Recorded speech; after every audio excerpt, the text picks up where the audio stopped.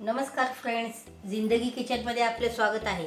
तर आज मी खमंग अशी धपाटी बनवून दाखवणार आहे व त्यासाठी काय साहित्य लागते ते आपण बघूया। हे बघा, एक मोठा बाउल मी मिक्स डाळींचं म्हणजे मिक्स सगळं पीठ घेतलंय। मिसळीचं पीठ आहे, ओवा आणि जिरे आहे, गरम मसाला आहे थोडासा, लसूण, कोथिंबीर आणि मिरची याचं वाटण आहे, थोडंसं कलरसाठी लाल तिखट आहे, तीळ आहेत आणि हळद आणि चवीनुसार मीठ घेणार आहोत। चला आपण सर्व पदार्थ मिक्स करून घेऊ। प्रथम हे वाटण मी घालून देते। गरम मसालाही 1 चमचा घालते मी। जिरे आणि ओवा हा थोडासा हातावर क्रश करून घालते मी अशा प्रकारे। 1 चमचा हळद,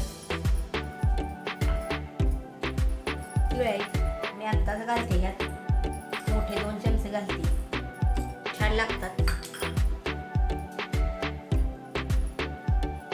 लाल तिखट मी 2 चमचे घालते।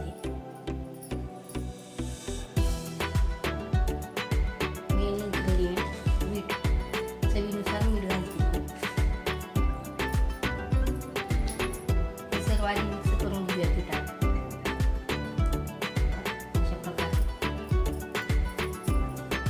भांड्यात पाणी थोडं थोडं घालून तिंबून घेऊया।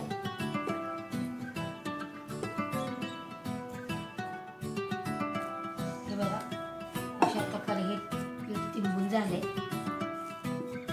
10 मिनिटं आपण झाकून ठेवणार आहोत आणि धपाटी बनवू 10 मिनिटांनी। हे बघा, आपल्याला असं एक सुती कापड घ्यायचं आहे, हे कापड वलवून घेऊया। हे बघा, अशा प्रकारे कापड घ्यायचं आहे वलवून, थोडंसं पाणी शिंपडायचं आहे। बोटांच्या साह्याने असं पसरवून घ्यायचं आहे कापडावर। चवीला छान लागतात। मीडियम साईज मध्ये थापून घ्यायचं आहे। आता आपण इथं थोडेसे तेल लावून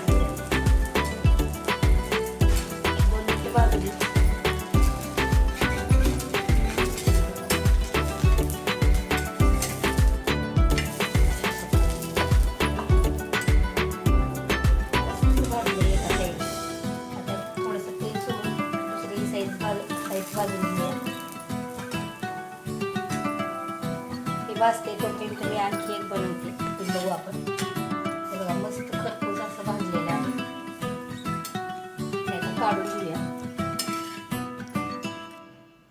थोडंसं तेल घालून घेऊ, हे धपाटे टाकूया।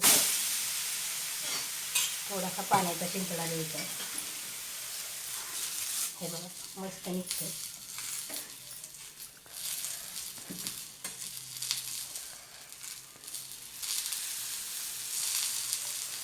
खमंग अशी भाजून घ्यायची धपाटी। एकदम साधी आणि सोपी रेसिपी आहे, तुम्हीही नक्की बनवून बघा। तर आजची माझी धपाट्याची रेसिपी तुम्हाला कशी वाटली हे नक्की तुम्ही कमेंटमध्ये सांगा। नवनवीन रेसिपीज बघण्यासाठी आमच्या जिंदगीच किचन ह्या चॅनलला लाईक करा, शेअर करा, सबस्क्राईब करा आणि हो, बेल आयकॉनही दाबा। धन्यवाद।